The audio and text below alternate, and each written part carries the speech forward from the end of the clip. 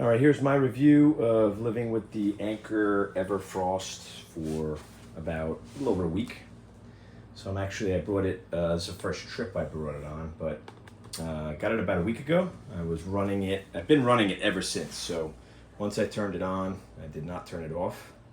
This thing has a 2-year warranty on everything, and I think a 3-year warranty on the compressor. So since it's a Gen 1, this is the 40 liter. I figured if it's gonna die, I want it to die when it has warranty. So a couple things. I definitely recommend something like this. This is the Raptic. It holds a air tag. So this is kind of heavy duty. Something where you can put an air tag on there.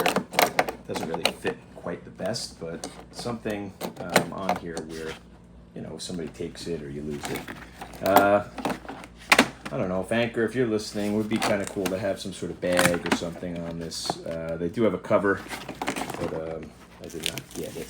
I think I actually was supposed to get it. This is the battery port. So this battery actually slides out. And here's some USB charging ports. This is where you charge the unit. You can either do it a couple ways. USB-C, but you need a 65 watt USB-C charger for that. So you can charge. So you can actually charge your phones on this thing too, and you can actually pull this thing out and use it as just a battery pack if you wanted to. But I haven't done that yet. But there's a couple ways to charge it, 3 ways I think. You can charge it USB-C, but you need a 65 watt charger. And most, even the fast charge ones for your iPhone are maybe 30 watts tops. Anker does make a 65 watt, but it's like, I don't know, $100 probably. They also give you, a plug where, you can just plug it into the wall, which I've done, and you can keep it plugged in if you want. Or what I used this trip was the cigarette adapter.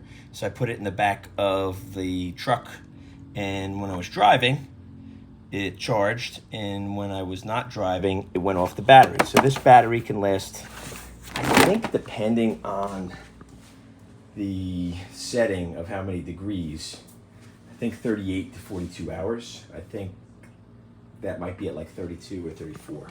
So pros, cons, real quick. Not too much to this thing. This is the screen. So right now it's set to 33 degrees. It also comes with an app. The app is nothing snazzy.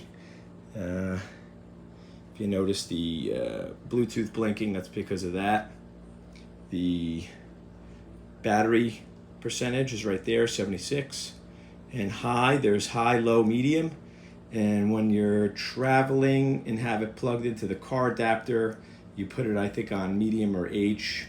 I think that's like it protects it from shorting out the battery. When you plug it in at home, you put that on low. So I think it's kind of almost like a breaker or some sort of, fuse. It'll kind of shut it off if the electric is too wacky. So take a look inside. Well, just to let you know, nothing crazy. This is the handle. So pro, I kind of like the extended handle to pull this thing. It's got a little thing, so you can kind of, I haven't used it, but I guess you can kind of, if you were camping, put food on there, stuff like that. I've only used it for the handle. So far, this thing stays in place pretty good. I guess con, it should be like a little bit longer. I kind of pushed it, as opposed to pulling it, because I felt like, it does have wheels. The wheels could be a little bit bigger, to be honest with you. It should be a little bit longer. If there was like a little extension, it would make pulling it a little easier. If the wheels were a little bit bigger, maybe on Gen 2, they'll make the wheels a little chunkier. The compressor is very silent. The interior is very nice. The 53 or the 50 liter, which is the size, this is the middle one, size up, has 2 zones. This has a little divider. So little thing here, and then, you can fit a ton of stuff. It's basically a refrigerator on wheels. and no ice. You do not need ice, and it can go as low as -2. So you can make this thing, you know, an ice chest or refrigerator.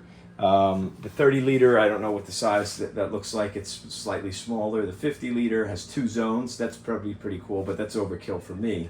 I guess what's pretty cool about the 50 liter is you can make one side.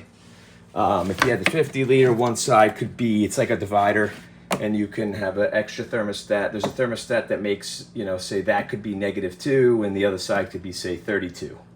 Right now I have it set, I think, to 32 degrees, and it works really well.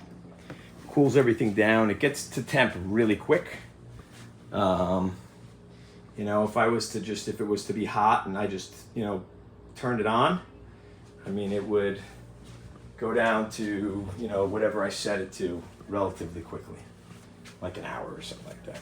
But I guess con is, I don't know, turning it on in the beginning is a little, I guess it's so simple. There's no real start. There's just a power on. I kind of wish they had a little bit more of a better way of knowing that's like hit start. You know, it's just like you set it and just turn it on, and then you hear the compressor kick on. But the compressor's very low. This is the compressor in here. It's not waterproof. They do make a cover, but I guess if it's raining, I mean, who's really going to be outside with this? You know, you're camping. They do have a solar panel, which is probably pretty cool because you can hook it up to that, and you can slide that battery out. You can buy an extra battery. Little thing for a bottle opener, but there it is, man. The Anker EverFrost. A little over a week living with it. I bought it on Kickstarter. I got the round when it was 35% off, so I think I paid $600 for it. So I don't know that I would have paid full price for it, but there it is, the Anker EverFrost. My review 1 week later.